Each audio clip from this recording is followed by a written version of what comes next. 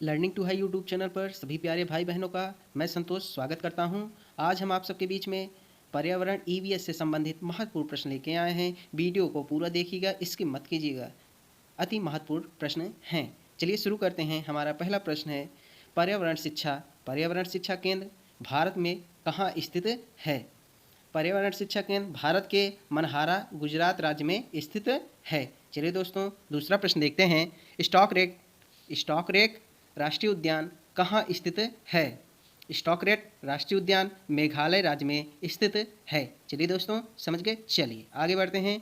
तीसरा प्रश्न हमारा है, बायोटेक्नोलॉजी पार्क कहाँ स्थित है? बायोटेक्नोलॉजी पार्क लखनऊ में स्थित है, जो उत्तर प्रदेश की राजधानी है। चलिए दोस्तों आगे बढ़ते हैं। दलहन रिसर्च सेंटर कहाँ स्थित है? दलहन रिसर्च सेंटर नगर में स्थित है। आगे बढ़ते हैं दोस्तों। अगला प्रश्न हमारा है पांचवा, ओसा दिवस कब मनाया जाता है?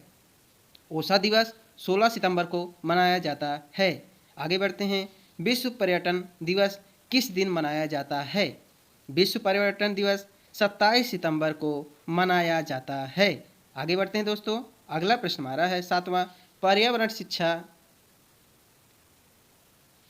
शिक्षा केंद्र की स्थापना कब हुई थी?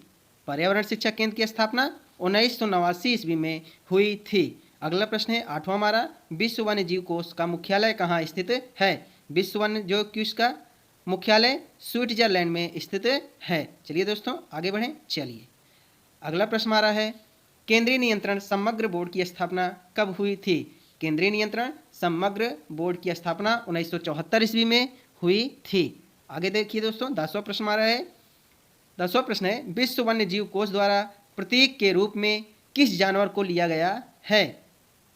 किस जानवर को लिया गया है? पंडित को। ठीक है दोस्तों, पंडित को लिया गया है। आगे देखिए दोस्तों। अगला प्रश्न हमारा है अगला प्रश्न है, जल प्रदूषण निवारण और जल नियंत्रण अधिनियम कब बनाया गया? तो जल प्रदूषण निवारण जल नियंत्रण 1974 ईस्वी में बनाया गया। आगे देखिए दोस्तों। अगला प्रश्न हमारा है, ग्रीन पीस क्या है? इंपॉर्टेंट क्वेश्चन है। ग्रीन पीस क्या है? पर्यावरण योजना है। समझ गए दोस्तों। चलिए 14वां प्रश्न देखिए, नदियों में जल प्रदूषण खुला है, इसकी मात्रा किसकी मात्रा से ज्ञात होती है? तो इसकी मात्रा O2 से ज्ञात होती है। अगला प्रश्न है, पैन का फुल फॉर्म क्या है? इसको पेरोक्साइड एसीटाइल नाइट्रेट कहते हैं। यह गौण प्रदूषक है। समझ गए दोस्तों। चलिए आगे बढ़ते हैं। अगला प्रश्न देखिए, जंगल अधिकार कानून कब बनाया गया था? जंगल अधिकार कानून कब आया था या बनाया गया था? तो कह सकते हो दोस्तों, जंगल अधिकार कानून 2006 में बनाया गया था।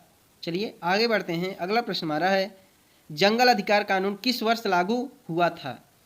जंगल अधिकार कानून 31 दिसंबर 2007 को लागू हुआ था। समझ गए दोस्तों। चलिए आगे बढ़ते हैं। अगला प्रश्न हमारा है, ग्रीन पीस चैनल क्या है? Green peas channel budget project channel है। समझ गए दोस्तों। चलिए आगे बढ़िए। 19वां प्रश्न देखिए, वन महोत्सव की शुरुआत किसने की थी?